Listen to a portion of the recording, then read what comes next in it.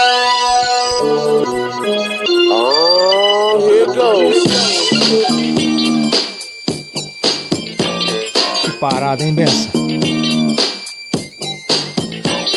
Paradaço.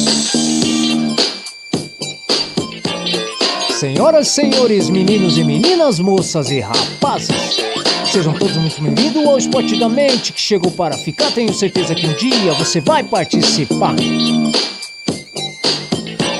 E em primeiro lugar, quero mandar um grande abraço a Reinaldo Alemão, um dos visionários do poker nacional, assim como o Rob Gol aqui do Clube H2, o novo presidente Welton e também Igor Federal. 1, 2, 1, 2, testando. Aqui o Abençoado em São Paulo falando. É sobre o Esporte da Mente que chegou para ficar. Tenho certeza que um dia você vai participar. Eu vou falar pra você de um esporte legal. É o poker, meu amigo, vai faltar o da call. Com o flop no board você tem que analisar qual a melhor jogada para o pote puxar. Se levar uma bad, por favor, não tilta não. Assim como você leva, você também dá, meu irmão. Faz parte do jogo, copiou? 1, 2, 1, 2, testando. Aqui o Abençoado em São Paulo falando.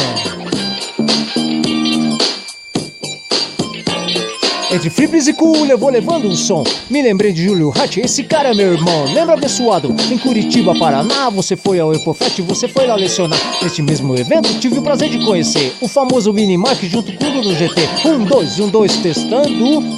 Aqui o Abençoado em São Paulo falando.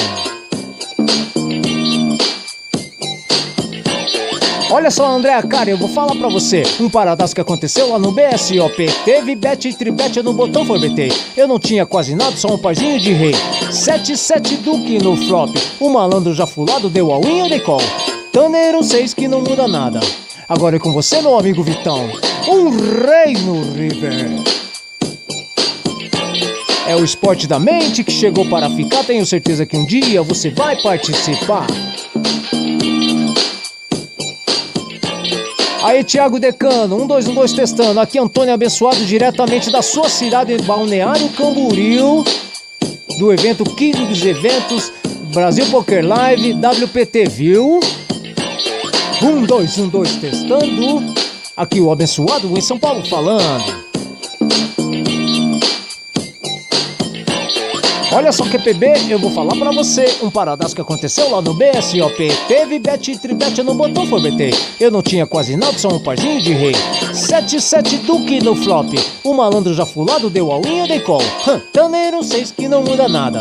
Agora é com todos vocês, galera. Um rei no river. Merecido, viu? 1, 2, 1, 2 testando. Aqui o Abençoado em São Paulo falando. Em primeiro lugar, quero mandar um grande abraço a Royal Brand.